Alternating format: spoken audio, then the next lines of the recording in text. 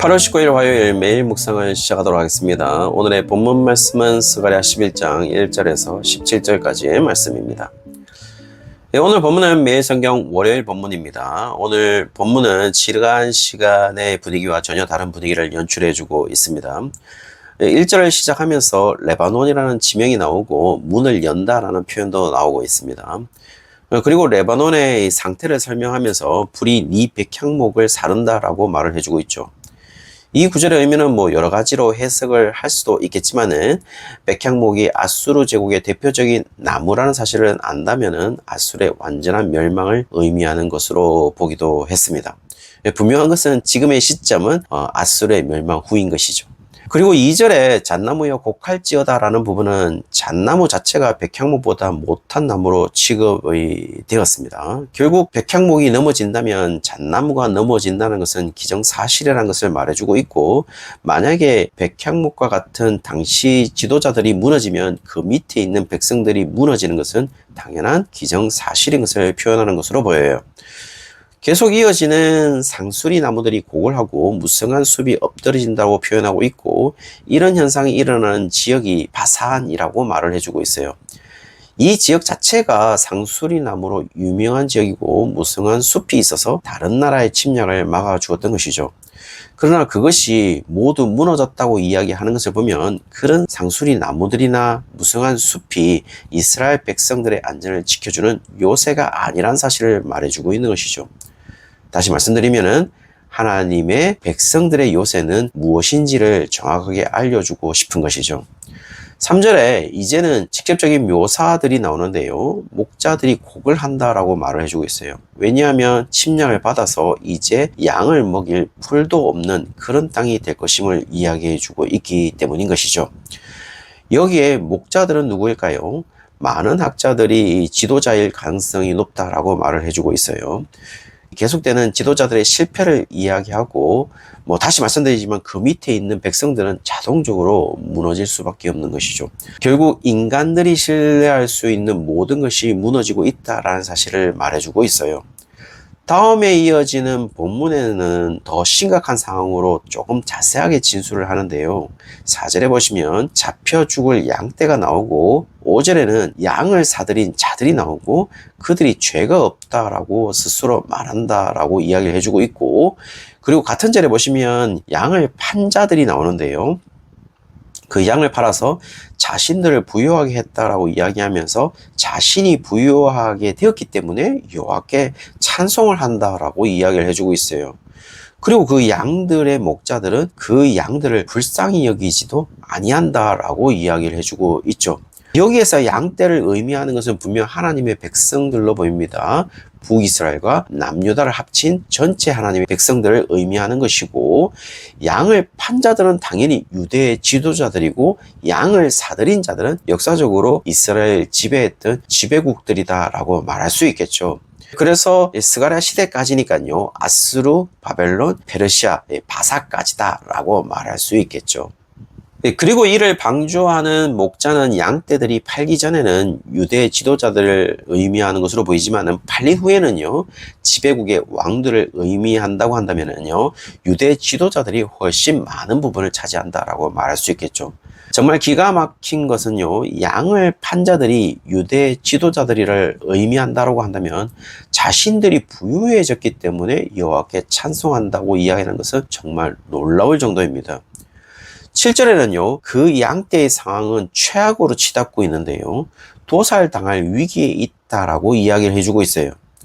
그러나 여기에 분명 다른 목자로서 그들을 먹일 목자가 분명히 있다라는 사실을 이야기해주고 있는데요, 그 근거는 7절에 보시면은 내가 양떼를 먹인다라는 장면에서 이 먹인다라는 이 히브리어로 라라고 해서 먹이를 주다라는 의미도 있지만 명사형일 때는 목자라는 의미를 가지고 있는 것이고, 특별히 다스리다라는 의미도 가지고 있어요.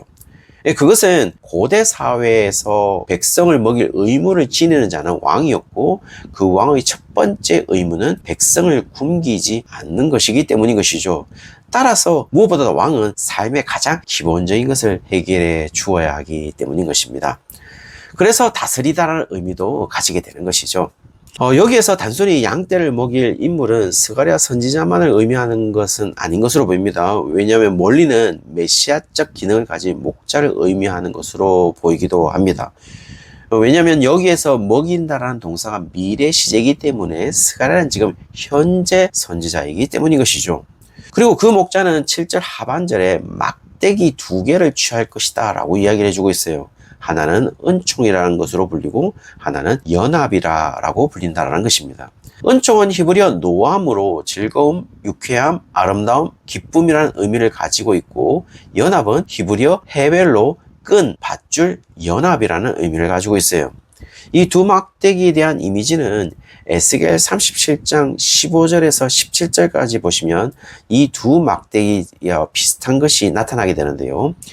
여호와의 말씀이 또 내게 임하여 이르시되, 인자야, 너는 막대기 하나를 가져다가 그 위에 유다와 그 짝 이스라엘 자손이라 쓰고, 또 다른 막대기 하나를 가지고 그 위에 에브라임 막대기 곧 요셉과 그 짝 이스라엘 온 족속이라 쓰고, 그 막대기들을 서로 합하여 하나가 되게 하라.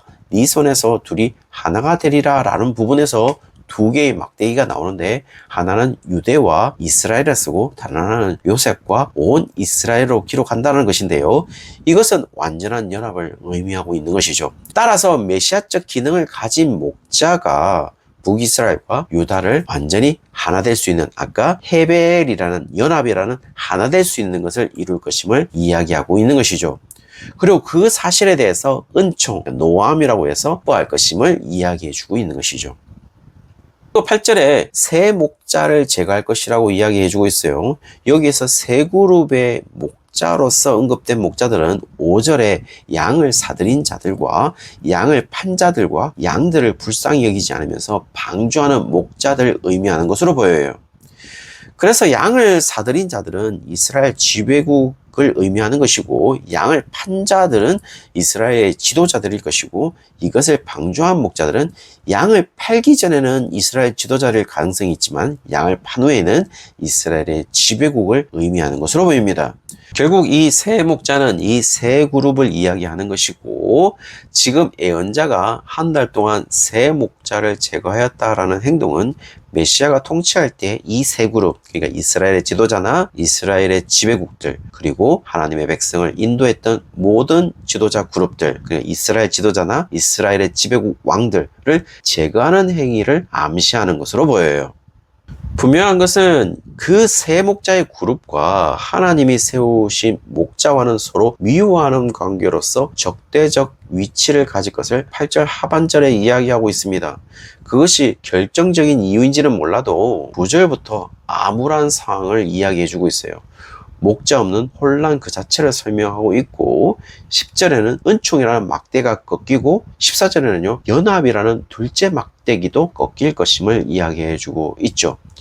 12절에는요 여호와께서 세우신 목자의 가치에 대해서 은 30개로 인정했다라는 것은, 가룟 유다가 예수님을 은 30에 팔아 넘긴 것을 보면 은 30의 이미지는 그리 좋아 보이지 않는 것이고, 그 당시에 은 30을 평가한다면 한마디로 저평가됐다라는 것을 의미해주고 있죠.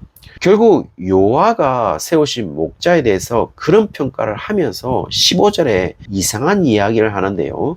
스가랴에게 어리석은 목자의 기고를 빼앗을지니라 라고 이야기를 하면서 여러 가지 해석이 있지만, 스가랴에게 어리석은 목자의 기고를 빼앗아서 지금 제거되어야 하는 새 목자의 행동이 무엇인지를 그대로 보여줄 것을 이야기해주고 있어요. 그 행동의 유형이요 16절부터 나오는데요. 대표적인 목자가 나와서 행동하게 될 유형은요 16절에 이스라엘이 죽어가는데도 전혀 신경 쓰지 않을 것이고, 흩어진 자를 찾지 않을 것이고, 강건한 자를 먹이지 아니하고 상한 자를 고치지 아니할 것이라고, 그리고 살찐 자의 고기를 먹는다라는 것은 죽음으로 이끌어서 자신을 배불린다라는 것을 말해주고 있어요.